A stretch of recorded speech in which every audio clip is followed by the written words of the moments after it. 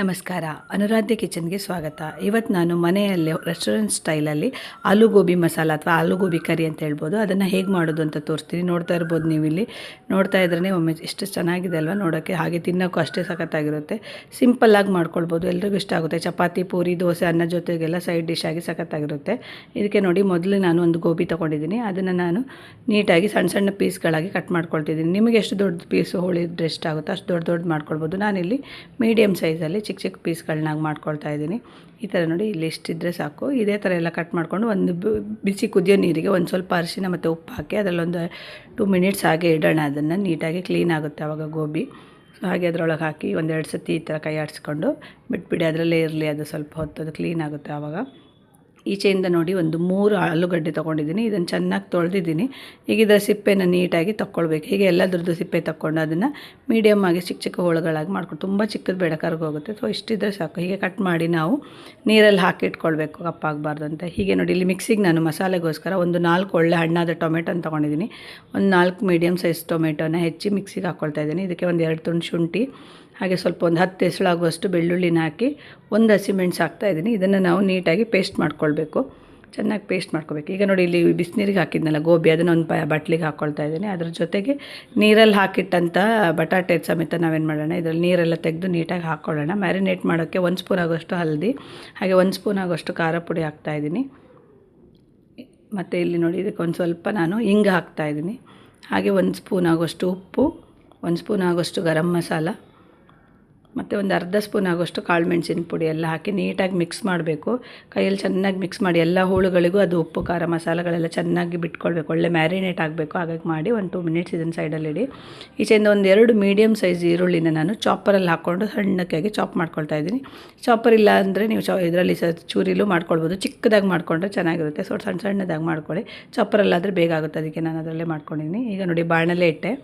ಬಾಣಲೆಗೆ ನೀವು gas stove on ಮಾಡಿ ಒಂದು 4 ಸ್ಪೂನ್ ಆಗೋಷ್ಟು ಎಣ್ಣೆ ಹಾಕಬೇಕು, ಅಡುಗೆ ಎಣ್ಣೆ. ಅದಕ್ಕೆ 1 ಸ್ಪೂನು ಜೀರಿಗೆ ಕಾದ ತಕ್ಷಣ ಮತ್ತು ಒಂದು ಸ್ವಲ್ಪ ನೀವು ಒಂದು 8-10 ಕರಿಬೇವಿನ ಎಲೆ ಹಾಕಿ ಅದೆಲ್ಲ ಚಟ್ಪಟ ಅಂದಮೇಲೆ ಹೆಚ್ಚಿಟ್ಕೊಂಡಂಥ ಈರುಳ್ಳಿನ ಇದಕ್ಕೆ ಹಾಕಿ ಚೆನ್ನಾಗಿ ಏನು ಮಾಡಬೇಕು ಅಂದರೆ ಫ್ರೈ ಮಾಡ್ಕೊಳ್ಬೇಕು. ಅದು ಈರುಳ್ಳಿ ಸ್ವಲ್ಪ ಕಲರ್ ಚೇಂಜ್ ಆಗಬೇಕು, ಹಾಗೆ ಚೇಂಜ್ ಮಾಡ್ಕೋಬೇಕು. ಈ ಸಬ್ಜಿ ನೀವು ಯಾವುದ್ರ ಜೊತೆಗೂ ಚೆನ್ನಾಗಿರುತ್ತೆ. ಅನ್ನದ ಜೊತೆಗೆ, ಚಪಾತಿ, ರೋಟಿ ಮತ್ತು ಪೂರಿ ಯಾವುದ್ರ ಜೊತೆಗೂ ಚೆನ್ನಾಗಿರುತ್ತೆ. ಅದು ಅನ್ನಕ್ಕಿಂತ ಮಾತ್ರ ನನಗೆ ಪರ್ಸ್ನಲಿ ಅಂತ ಹೇಳಿದರೆ ಚಪಾತಿ ಮತ್ತು ಪೂರಿ ಮತ್ತು ಪರೋಟ ರೊಟ್ಟಿಗೆಲ್ಲ ಸಖತ್ತಾಗಿರುತ್ತೆ. ನೋಡಿ, ಈಗ ಇಲ್ಲೊಂದು ಅರ್ಧ ಸ್ಪೂನು ನಾನು ಇದಾಕಿ ಸೋಂಪು ಹಾಕಿದ್ದೀನಿ. 1-2 ಪಲಾವ್ ಎಲೆ, ಒಂದು 4 ಪೀಸ್ ಸಣ್ಣ ಸಣ್ಣ ಪೀಸ್ ಚಕ್ಕೆ, ಒಂದು 3 ಲವಂಗ, 2 ಏಲಕ್ಕಿ ಸೊ ಹಾಕಿದ್ದೀನಿ. ಇದೆಲ್ಲ ಮಸಾಲೆ ಹಾಕೋದ್ರಿಂದ ಪರಿಮಳ ಚೆನ್ನಾಗಿರುತ್ತೆ. ಸೊ ಇದನ್ನ ಹಾಕಿ ನೀಟಾಗಿ ಫ್ರೈ ಮಾಡ್ಕೊಳ್ಬೇಕು. ನೋಡಿ, ಇಲ್ಲಿ ಇಷ್ಟ ಆದರೆ ಸಾಕು, ಫುಲ್ ಬ್ರೌನ್ ಏನಾಗೋದು ಬೇಡ, ಇಷ್ಟು ಕಲರ್ ಚೇಂಜ್ ಆದರೆ ಸಾಕು. ಬಾಡಿದೆ. ಈಗ ನಾವು ರುಬ್ಬಿಟ್ಕೊಂಡಂಥ ಮಸಾಲಾನ ಇದಕ್ಕೆ ಹಾಕಿ ಚೆನ್ನಾಗಿ ಇದನ್ನು ಮಿಕ್ಸ್ ಮಾಡ್ಕೊಳ್ಬೇಕು. ಇದರಲ್ಲಿ ಟೊಮೆಟೊ ಎಲ್ಲ ಹಸಿ ಇದೆಯಲ್ಲ, ಬೆಳ್ಳುಳ್ಳಿ, ಅದರ ಸ್ಮೆಲ್ ಹೋಗೋಕ್ಕೆ. ಇಲ್ಲಿ ಕೊಂಚೂರು ಮತ್ತು ಕಲರಿಗೋಸ್ಕರ ಅರಿಶಿನ ಪುಡಿ ಹಾಕ್ತಾಯಿದ್ದೀನಿ, ಒಂದು ಅರ್ಧ ಸ್ಪೂನು. ಮತ್ತೊಂದು ಅರ್ಧ ಸ್ಪೂನ್ ಕಲರಿಗೋಸ್ಕರ ಕಾಶ್ಮೀರಿ ಚಿಲ್ಲಿ ಪೌಡ್ರ್ ಹಾಕ್ತಾಯಿದ್ದೀನಿ.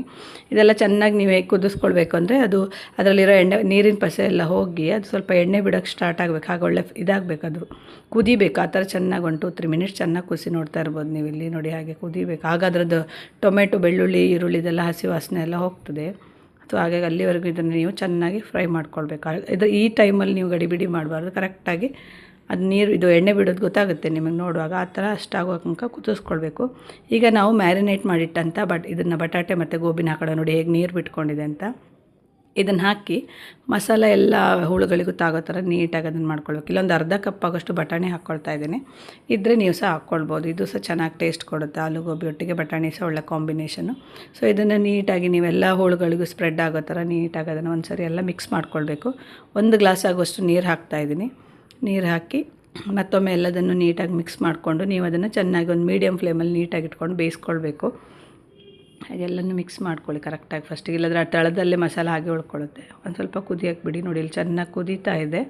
ಸೊ ಈ ಥರ ಇನ್ನೂ ಕಂಪ್ಲೀಟಾಗಿ ಬೆಂದಿಲ್ಲ, ಇದು ಅರೆವಾಸಿ ಬೆಂದಿದೆ ಅಷ್ಟೇ, ಸ್ವಲ್ಪ ಸಾಫ್ಟಾಗಿದೆ ಅಷ್ಟೇ. ಸೊ ಈಗ ನೋಡಿ, ಒಂದು ಸರಿ ನೀಟಾಗಿ ಮಗ್ಚ್ಕೊಂಡು ಇದಕ್ಕೆ ಈಗ ಅರ್ಧಂಬರ್ಧ ಬೆಂದಾಗಲೇ ಸ್ವಲ್ಪ ಉಪ್ಪು ಹಾಕ್ಕೊಳ್ತಾ ಇದ್ದೀನಿ ಟೇಸ್ಟಿಗೆ. ಆಗ ಮ್ಯಾರಿನೇಟ್ ಮಾಡೋಕ್ಕೆ ಸ್ವಲ್ಪ ಹಾಕಿದ್ವಿ.